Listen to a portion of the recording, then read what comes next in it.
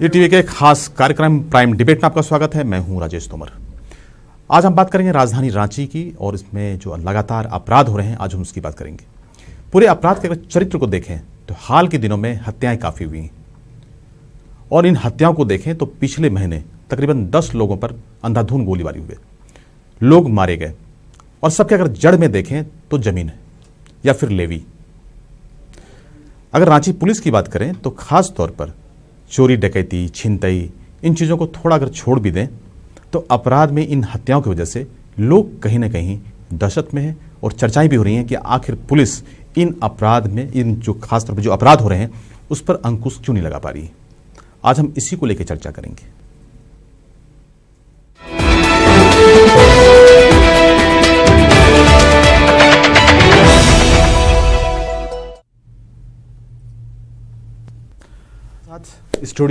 आज हमारे साथ स्टूडियो में कुछ मेहमान हैं।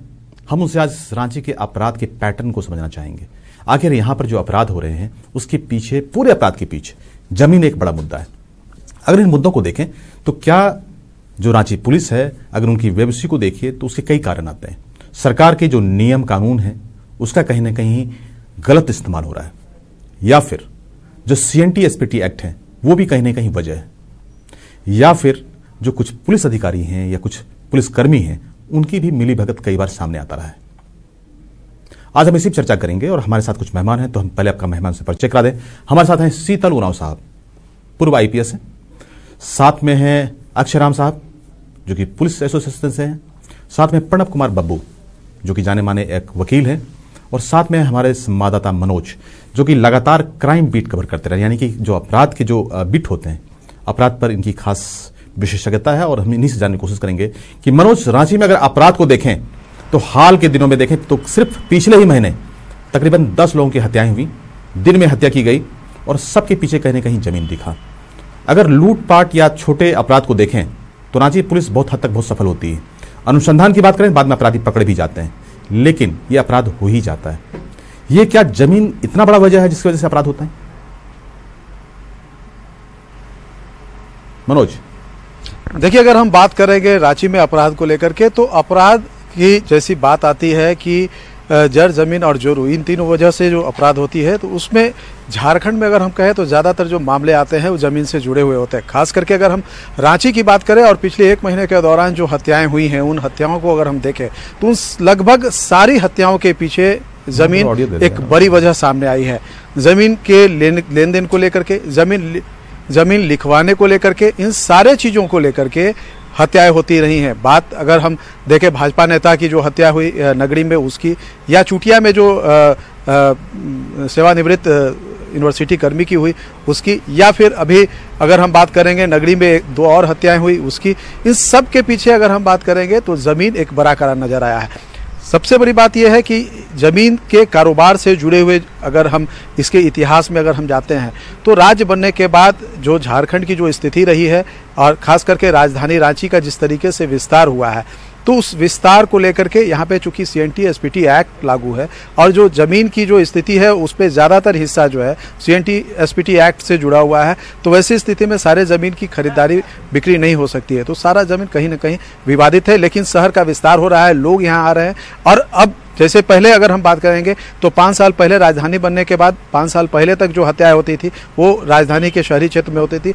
अब धीरे धीरे जिन क्षेत्रों में राजधानी का विस्तार हो रहा है, जो राजधानी से सटे जो ग्रामीण इलाके हैं, नामकुम की बात करें, कांके की बात करें, नगरी की बात करें, रातू की बात करें, इन सारे इलाकों में, तुपुदाना की बात करें, ये सारे इलाके जो है अब ज़मीन दलालों की यहाँ की ज़मीन पे नज़र है और उसकी वजह से एक ज़मीन की कई बार बिक्री हो रही है, कई बार खरीदारी हो रही है, उसमें बड़े बड़े लोग लग रहे हैं, कई सफ़ेद पोस्ट लगे हुए हैं और उसमें सारी चीज़ों को लेकर के हत्याएं हो रही हैं। तो ये सारी चीज़ें जो सामने आ रही है और इसमें सबसे बड़ी भूमिका होती है पुलिस की। जो स्थानीय थाना है उसकी जिम्मेवारी होती है कि इन सारे चीज़ों पे लगाम लगाए। लेकिन अगर हम बात करेंगे थाना, तो थाना में अब ज़मीन की पंचायती होती है, जिसका कि कोई मतलब नहीं बनता है कि थाना में ज़मीन विवाद से जुड़े हुए मामले को सुलझाया जाए। यह सीधे सीधे सिविल का मामला बनता है और ये सीधे कोर्ट न्यायालय में सुलझाया जा सकता है। लेकिन जो थानेदार होते हैं, जो दरोगा होते हैं, वो कहीं ना कहीं इसमें इन्वॉल्व होते हैं, चूंकि उसमें इनका भी कहीं ना कहीं वेस्टेज इंटरेस्ट होता है और वो सारी चीज़ें सामने आती है।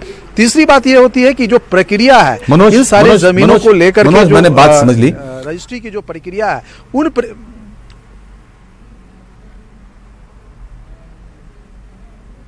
जी मनोज, हम फिर दोबारा आपके पास आएंगे। शीतल उरांव साहब, जो अपराध हो रहे हैं आपने भी सुना होगा, लगातार अखबारों में देख रहे होंगे, न्यूज माध्यमों में लगातार आ रहा है कि रांची में अगर देखें तो मोटा मोटी बड़ा शांत जगह है, पुलिसिंग करना थोड़ा आसान है, लेकिन जमीन की वजह से ये लगातार हत्याएं हो रही हैं।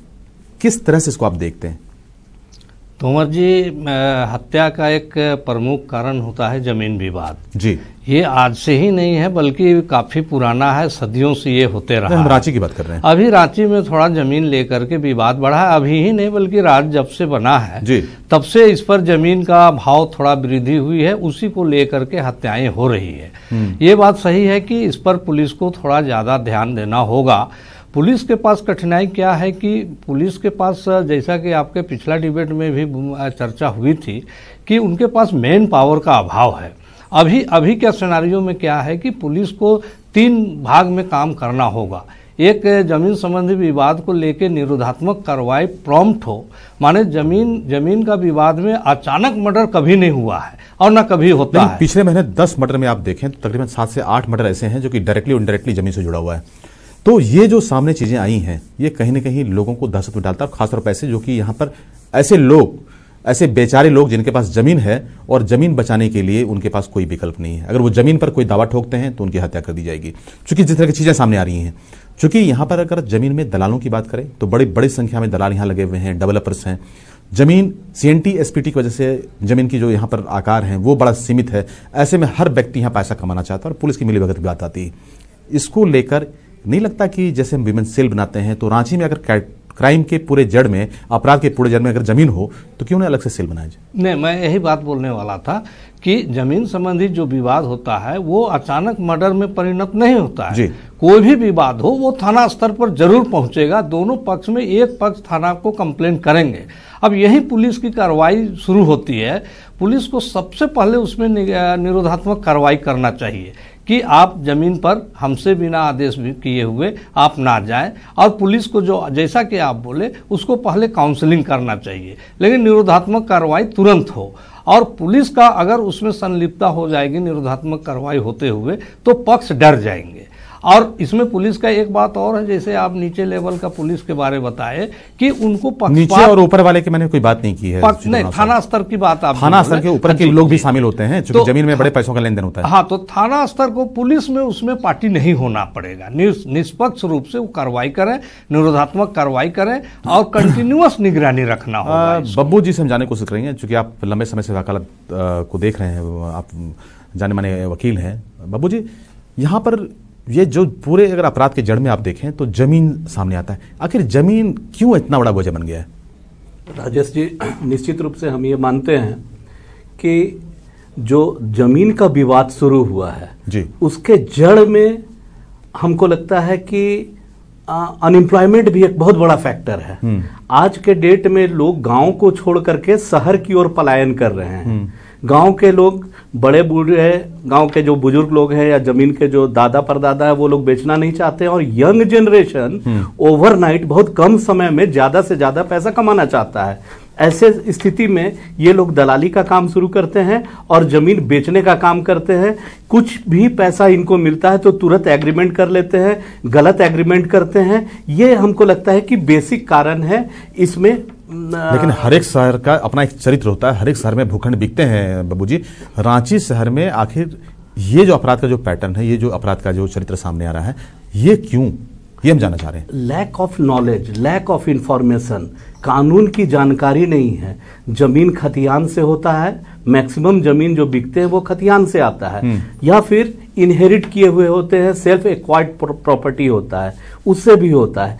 लेकिन हमको लगता है कि हमें कानून को देखना चाहिए और लोगों को अवेयर करना चाहिए। गांव में जा करके लोगों के बीच में एक जन जागरूकता फैलानी चाहिए, लोगों को बताना चाहिए। जिस तरह से अभी झालसा आगे आकर के गांव-गांव में जाकर के कानून के बारे में बता रही है, तो वो IPC एंड CRPC के बारे में बताती है। मेरा ये मानना है कि अब झालसा को भी या फिर स्वयंसेवी संस्थाएं हैं और ट्रस्ट वगैरह हैं, सोशल वर्कर्स हैं, ये लोग जाकर के, या जो एडवोकेट्स हैं, ये लोग जाकर के सीपीसी सिविल कोड के बारे में भी गांव के लोगों को बताएं कि जमीन का जब आप एक बार एग्रीमेंट करते हैं किसी के साथ, तो आप 3 साल के लिए उससे बंध जाते हैं। 3 साल तक आप दूसरे आदमी को जमीन नहीं दे सकते हैं। लेकिन यहां देखा जाता है कि एक गांव का आदमी जिसके दादा के नाम पर जमीन है, वो यंग आदमी है, तुरंत जमीन को बेचना चाहता है, वो आपसे भी पैसा ले लेगा और थोड़ा समय बीता तो दूसरी पार्टी आई उससे भी ले लेता। इसमें जो जमीन खरीदने वाले लोग हैं क्या इतना बेवकूफ होते हैं, या बिल्डर उनको जानकारी नहीं होती है? नहीं, गांव वाले लोग जो दलाली कर रहे हैं, ये लोग सबसे पहले है कि ये लोग रजिस्टर्ड नहीं है। एक नियम बनाना चाहिए कि जो भी प्रॉपर्टी डीलिंग या रियल एस्टेट में काम करे, एक नियमावली होना चाहिए कि उनको रजिस्टर्ड किया जाए। वो रजिस्ट्रेशन उस ब्लॉक स्तर पर हो, अनुमंडल स्तर पर हो या जिला स्तर पर हो। ऐसे में जानकारी मिलेगी कि कौन लोग बेच सकते हैं। अभी तो ऐसा है कि शहर में घूमिए तो हर दूसरा आदमी। अच्छा जी, जानने की कोशिश करेंगे। अच्छा जी, अमूमन जमीन को लेकर मामला थाना पहुंचता है, वहां पर न जमीन का निपटारा होना चाहिए, लेकिन कई बार ये भी शिकायतें होती कि पुलिस वाले भी उसमें मिले होते हैं और जो पेट्रोलिंग है वो छोड़ के वो जमीन का नापी करवाते हैं, ऐसा आरोप लगता रहा है। पुलिस में जो थाने में जो केस आते हैं उसमें जमीन से जुड़ा हुआ केस, पुलिस के स्तर पर क्या कुछ किया जाता है और फिर पुलिस पर इस तरह के आरोप क्यों लगते हैं? देखिए राजेश जी, आपने अच्छा प्रश्न किया है और मैं आपके माध्यम से बताना चाहता हूँ, जैसा कि वकील साहब ने कहा, जो आपराधिक मामले हैं उसके लिए तो सीआरपीसी बनी हुई है और जो सिविल मामले हैं उसके लिए सीपीसी है। आपको यह जानकर बड़ा आश्चर्य होगा कि सीपीसी में, सिविल प्रोसीजर कोड में, पुलिस की कोई अधिकार नहीं है जमीन के मामले में। जमीन के मामले में जो भी अधिकार है वो अंचल अधिकारियों का है, एसडीओ का है, डीसी का है, एलआरडीसी का है, डीडीसी का है। यानी कि इन मामलों में पुलिस को सिर्फ निरोधात्मक कार्रवाई 107 और 144 करना है और वो भी एसडीओ के। लेकिन जो व्यवहारिक पक्ष बता दें, कई जगहों पर जमीन पर केस होते हैं। 383 का भी मामला झारखंड में है, बाबूजी भी जानते होंगे। गैर मजरूआ जमीन है, शहरी इलाकों में जमीन का बड़ा अभाव है। आप जाते हैं 383 की जमीन पर दखल देने जाते हैं, सरकार का आदेश है कि आप उस पर घेराव नहीं कर सकते हैं, लेकिन स्थानीय थाना किसी खास ठेकेदार को, खास बिल्डर को फेवर करता है और वहां पर उस तरह के दीवार भी खड़े किए जाते हैं। फिर से लिटिगेशन आगे बढ़ता है, क्योंकि सबको पता है कि मामला आगे जाएगा और तब तक आप भवन निर्माण करते हैं और तब तक आप बिल्डिंग का नक्शा पास करवा लेते हैं। बहुत तरह की बातें हैं। देखिए राजेश जी, एक चीज मैं जरूर इसमें जोड़ना चाहूंगा कि जब पुलिस को जमीन के मामले में कोई अधिकार ही नहीं है, तो यह आरोप लगाना कि पुलिस कहीं न कहीं मिली भगत है। एक्चुअली हकीकत क्या है कि जो एक जमीन का 4 जगह रजिस्ट्री हो जा रहा है, उसका मोटिशन भी हो जा रहा है, तो उसमें पुलिस कहाँ है? नहीं, तो पुलिस के पास जो कंप्लेन जाता है वही तुम जानना चाहते हैं कि पुलिस के पास अगर इस तरह के मामले आते हैं तो आप किस तरह से काउंसलिंग करते हैं? केवल पुलिस को इतना ही अधिकार है कि निरोधात्मक कार्रवाई करे, 107 करे, 144 करे और इसके बाद वहां कार्य हो जाता है। तुरंत जो है एसडीओ कोर्ट से जिनके जमीन सही है उनके हक में तुरंत फैसला हो। यदि आप फैसला को देरी करेंगे तो स्वाभाविक है कि आक्रोश आग, उसके कारण जो बाकी घटना। बाबू जी, तो जिस तरह से अक्षय जी बता रहे हैं, क्या इतना पुलिस वाकई में सीधे साधे तरीके से काम करती है? नहीं, ऐसा प्रैक्टिकली नहीं होता है। एक्चुअली सीपीसी का जो मैटर है वो रिलेट करता है राजस्व विभाग को, जिसमें कर्मचारी सीआई, सीओ, एलआरडीसी, एनडीसी रहते हैं। लेकिन जमीन का दाम इतना बढ़ गया है, इतने लोग इंटरेस्टेड हो गए हैं कि हम प्रैक्टिकल रूप से अगर देखा जाए तो पुलिस के अधिकारी या पुलिस के कर्मचारी भी इसमें इन्वॉल्व हो जाते हैं। जो लोकल दलाल होते हैं, बड़े पैसा का लाभ कहीं वो थाने को कॉन्फिडेंस में लेकर के इस तरह का काम करते हैं। ये नहीं हम बता रहे हैं कि सारे पुलिस अधिकारी या सारे थानेदार चोर होते हैं, वो हम नहीं कर रहे हैं, लेकिन कई थानों में इस तरह की शिकायतें आती हैं और अपराध जिस तरह से हो रहे हैं उसमें इस तरह के आरोप लग रहे हैं। इसकी सच्चाई क्या, वही तो हम जानने की कोशिश कर रहे हैं। जी, मैं स्पष्ट बताना चाहता हूँ कि आरोप लगाना आसान है जी। वस्तुतः यह है कि जब पुलिस को अधिकार ही नहीं है, किसी भी जमीन के वैधता का निर्णय करने का अधिकार जब सीओ को है, एसडीओ को है, एलआरडीसी को है, तो पुलिस पर ये कहां से प्रश्न चिन्ह हुआ कि उसने इस जमीन के बारे में किसी को फैसला दे सकता है? दूसरी चीजें, जो भी भूमि माफिया लोग हैं वो जो कार्रवाई करते हैं, यदि आप जमीन का सारा का अपने रिकॉर्ड को अद्यतन रखें, जो व्यक्ति जमीन बेचने वाला है पहले वह उसकी जमीन है कि नहीं, वह कहीं दूसरे को बेचा है कि नहीं है, अगर इसका वेरिफिकेशन हो जाए, यदि एसडीओ कोर्ट से या निर्धारित हो जाए कि जमीन जब तक सीओ ऑफिस से चिन्हित नहीं हो जाए तब बेचने वाले का रजिस्ट्री नहीं होगा। पुलिस वाले की कोई मिलीभगत नहीं होती इसमें? पुलिस वाले की कोई मिलीभगत नहीं है, चूंकि आसान है किसी भी अपराध के लिए पुलिस को दोषी ठहरा देना। मैं आपको बताऊं राजेश जी, मनोज से एक बार फिर संपर्क करेंगे।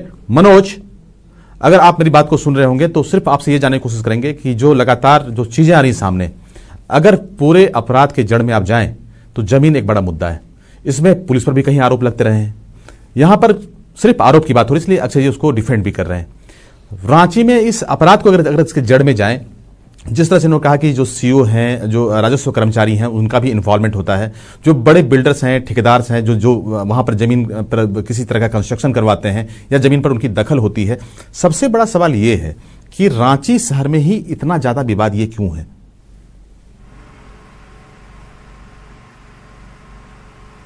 देखिए, अगर हम बात करेंगे जैसा कि अक्षय राम जी कह रहे थे या फिर शीतल उरांव जी जो कह रहे थे कि पुलिस की इसमें सीमित भूमिका होती है, निश्चित तौर पे पुलिस की भूमिका सीमित होती है, लेकिन पुलिस अपनी भूमिका से बढ़कर के जमीन से जुड़े विवाद के मामले में एक्ट करती है। और इस बात को ये भले ही यहाँ पे इनकार करते रहे हों, लेकिन पुलिस के तमाम वरीय पदाधिकारी भी इस बात को स्वीकार करते रहे हैं। डीजीपी के स्तर से इस बात को लेकर के विशेष दिशा निर्देश भी जारी हुआ है सभी थानों में कि जमीन से जुड़े विवाद के मामले में पुलिस एक्ट नहीं करे, क्योंकि कई बार ऐसे मामले आए हैं जिसमें थानेदार पे या दरोगा पे सीधे तौर पे जमीन के विवाद से जुड़े मामले में हस्तक्षेप करने का आरोप लगा है। दूसरी बात, जहां तक कर्मचारी और सीओ की बात है, तो ये निश्चित तौर पे बगैर उनके इन्वॉल्वमेंट के ये सारी चीजें हो नहीं सकती है।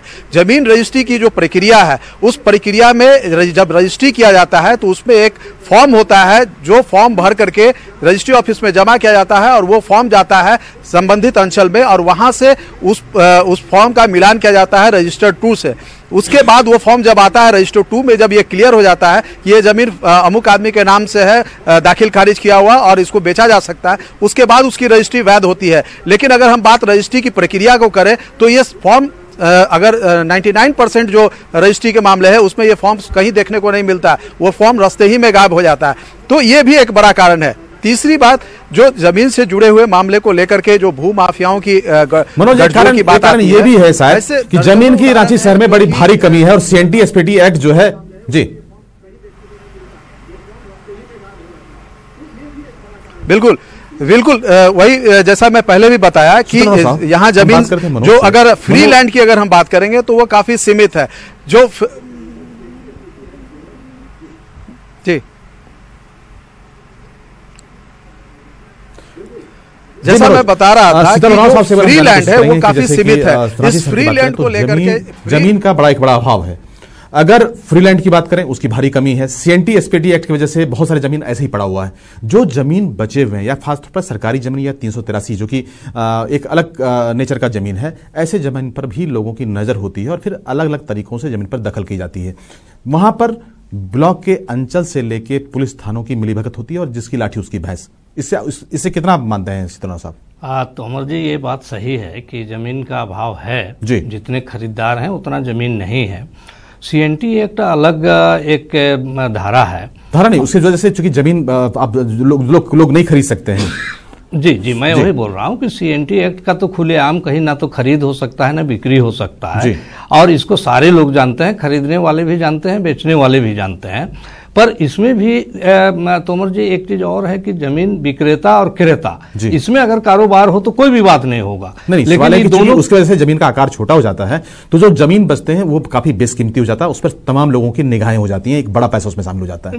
ये मैं कह रहा हूं कि क्रेता विक्रेता के बीच कोई विवाद नहीं है, लेकिन बीच में एक मिडिल मैन आ जाते हैं जो दलाल होते हैं, कभी कभी उस पर निरोधात्मक कार्रवाई भी नहीं हो पाती है, जिसके कारण वो जो है फॉल गेमिंग कर देता है। तो मेरे विचार से जमीन संबंधी मामला में जैसा कि अक्षय जी बोले कि पुलिस का रोल सैद्धांतिक रूप से ये ठीक बोले, पर व्यवहारिक रूप से पुलिस का रोल है वो अगर निरोधात्मक कार्रवाई सही करें, असली दलाल पर करें और निगरानी सतर्क रहे, तो मुझे लगता है कि जमीन संबंधी विवाद घटेगा, हत्याएं रुकेगी। पर इसमें पुलिस का रोल अहम होता है। कैसे अंकुश लगेगा अक्षयराम जी, क्योंकि आरोप लगते रहे हैं, तो ऐसे में आपके इसमें राजेश जी आप पे विश्वास बना रहे हैं, थानों की भूमिका बहुत स्पष्ट हो, विश्वास है, इसीलिए तो बदनामी हो रही है, क्योंकि सबकी अपेक्षा पुलिस पर है जी। चाहे वो विधि व्यवस्था की मामला हो, चाहे वो बाकी अन्य अपराध नियंत्रण का मामला हो। और सबसे बड़ी बात है क्या कि जो स्थिति है, पुलिस की जो परेशानियां हैं, संसाधनों की कमी है, बाकी चीज है, इन पर किसी का नजर नहीं जाता है, पहले पॉइंट। दूसरी चीज की जमीन के मामले में विशेषकर जो चर्चा हम लोग कर रहे हैं, जब अधिकार सीमित है तो इसको यदि आप पुलिस कमिश्नरी लागू कर दें, यदि एसपी को या जो पुलिस कमिश्नर को यदि ज़्यादा अधिकार हो जाएगा तो उसमें कंट्रोल करने का अधिकार होगा। अब सारी चीज़ें थाना स्तर से निरोधात्मक कार्रवाई करके अब थानेदार के बाद फिर अगली जब कोर्ट में जाना है, वहां अगर त्वरित निर्णय नहीं होता है तो स्वाभाविक है कि इस बीच में जो दलाल किस्म के लोग हैं उनको मौका मिलता है कि त्वरित न्याय के अभी जो पिछले दिनों जितनी हत्याएं हुई हैं जमीन की वजह से लोगों को मार गिराया गया। अभी व्यवसायी है, उसके पत्थर से कुचल के उसकी मौत हो गई। जो अपराधी हैं वो खासतौर पर सुरक्षा भी मांगा था, उसकी चिट्ठियां भी जारी हुई थी, अखबारों में बहुत प्रमुखता से खबरें आई थी। इससे कहीं ना कहीं पुलिस की थोड़ी छवि खराब होती है, मैं ये बात कर रहा हूँ। नहीं देखिए, वो तो स्वाभाविक है कि जब हत्याएं होंगी तो पुलिस के ऊपर ही आएगा, लेकिन इसके बाद जिसको बोलते हैं कि प्रिवेंशन एंड डिटेक्शन, तो डिटेक्शन में कोई कमी नहीं है। जैसे ही घटना होती है, कार्रवाई होती है, अब रह गई प्रिवेंशन के लिए, तो हत्याएं प्रेम के कारण भी होती हैं, शादी नहीं हुई उसके कारण भी होती है। हम बात कर रहे थे जो है इसमें प्रिवेंशन में बहुत ज्यादा स्कोप नहीं है। पूरे अगर रांची शहर की बात करें तो जमीन का मामला काफी कॉम्प्लिकेटेड है। जमीन का अभाव है। सीएनटी एसपीटी से जो फ्री लैंड है उसकी यहाँ पर जो मात्रा है वो काफी कम है। यहाँ पर जो ब्लॉक के अधिकारी हैं, जो राजस्व के अधिकारी हैं, उसकी भूमिका सामने आ रही है। पुलिस को थोड़ा निष्पक्ष होना होगा, तभी लोगों का, आम लोगों का उन पर विश्वास बन पाएगा। बहरहाल इस कार्यक्रम में इतना ही। जब अगली बार मिलेंगे नए मुद्दे साथ मिलेंगे, तब तक दीजिए हमें इजाजत। नमस्कार।